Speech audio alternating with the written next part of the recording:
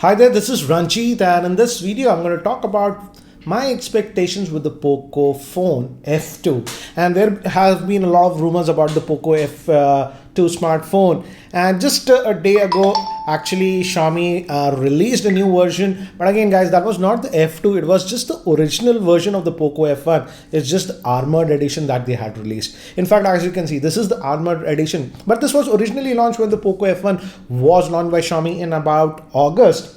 This has that Kevlar back, but now this was only available in the highest end variant that had 8 gigabytes of RAM and 256 gigabytes of storage. Now what they have done is they have just relaunched this one. Now you can get the armored edition at a lower cost at around 24,000. It still has that Kevlar back, but this will come with 6 gigabytes of RAM and 128 gigabytes of storage. So yeah, certain premium over the regular Poco F1 that starts at 20,000, but nevertheless it's not the Poco F2. So let's talk about Poco F2 and what are my expectations with the Poco F2. To be frank guys, I don't have any concrete info about it, nor I have some internal leaks from Xiaomi or whatever. So this is based on my assumptions and what are the improvements that I expect with the Poco F2 after using this Poco F1.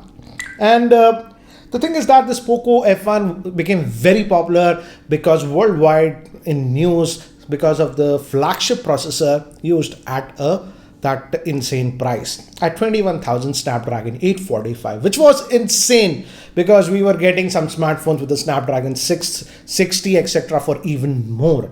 So this was insane and a full game changer, I would say, in the market.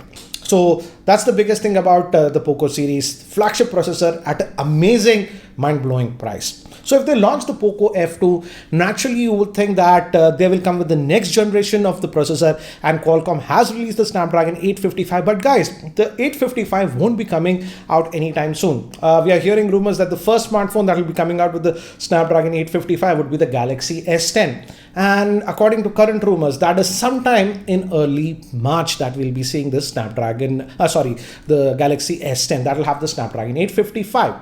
It will be announced sometime in MWC, that's happening in February. So that will be the first phone coming with Snapdragon 855. And again, initially these processors 855 etc. the big vendors will pick it up, maybe others will pick it up. So by the time it comes to Xiaomi and Xiaomi are able to get aggressive pricing on it, it might take some time. I'm assuming anywhere around April or even after that May. So at that time maybe Xiaomi can launch a true successor to the Poco F1 with the Snapdragon 855.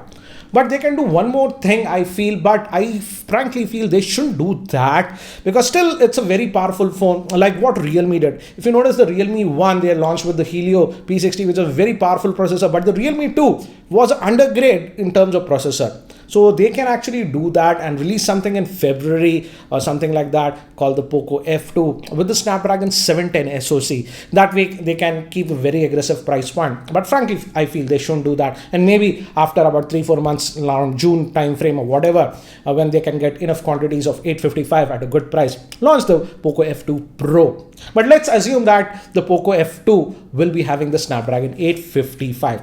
And here are some of the improvements that I want to see. The first improvement that I want to see is that they should launch some variant of this Poco F2 with stock Android experience. Because don't get me wrong, I'm not a hater of MIUI or whatever, it's fine, some people like it.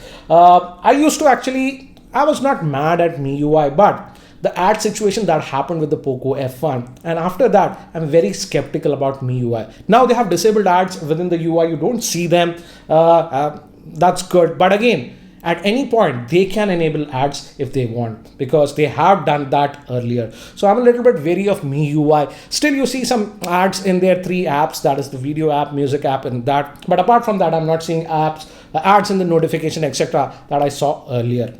So I feel they should actually launch a variant of this Poco F2 with stock Android or Android One program. If it's Android One, I'll be really happy. But if they can't go with the Android One program due to some higher licensing cost or whatever, they can do what Asus has done with the Zenfone Max series.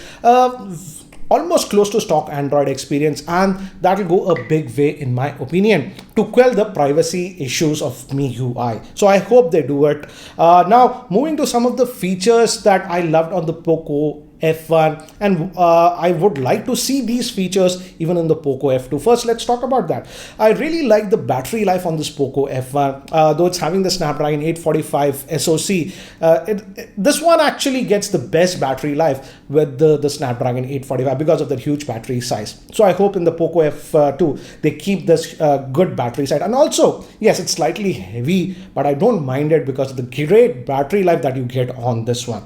Also, moving to the cameras, this was a very surprising thing. And if you watch my unboxing of the Poco F1, I was very skeptical about the cameras on this one, but the cameras are a gem of a cameras on this one, both the rear facing as well as the front facing. Though it does not have even optical image stabilization, the camera performance is amazing. So I hope they create similar camera setup, and hopefully if add OIS if they can without increasing the cost too much.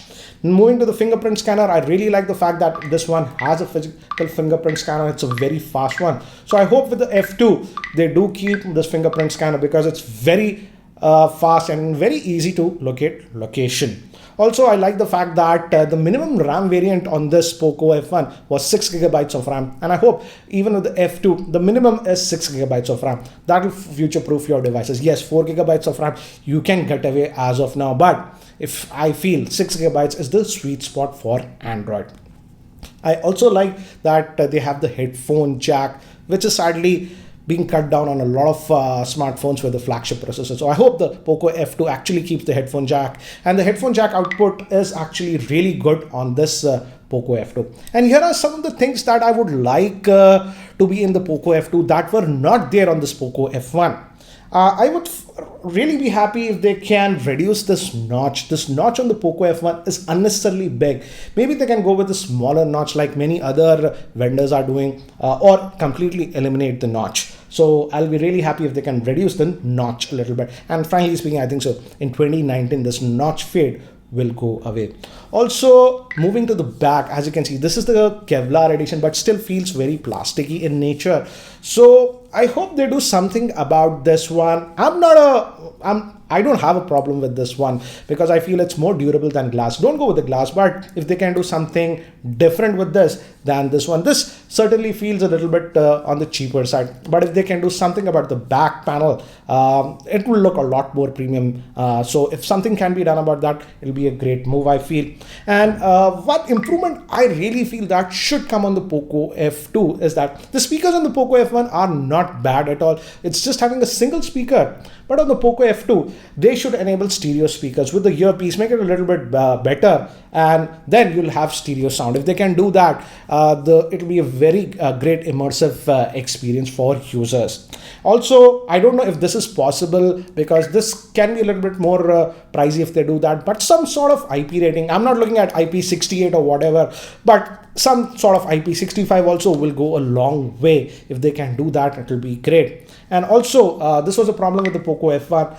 Netflix HD videos couldn't play because of vitamin L1 issue. So I hope in the Poco F2, by default, they have the L1, not the L3. So if they can do this with the Poco F2, it will be a great killer smartphone. But I really hope they also release a version of the Poco F2 with some sort of stock Android. And if they can do that, then it will be a killer phone and can actually compete in such a way that it can give a competition to a lot of phones even at a highest price range. So what do you guys expect about the Poco F2? Do let me know in the comment section below. And when do you think that the Poco F2 would be announced? So guys, that's it for now. Thanks for watching. This is Ranjit and I hope to see you in my next video. Take care guys.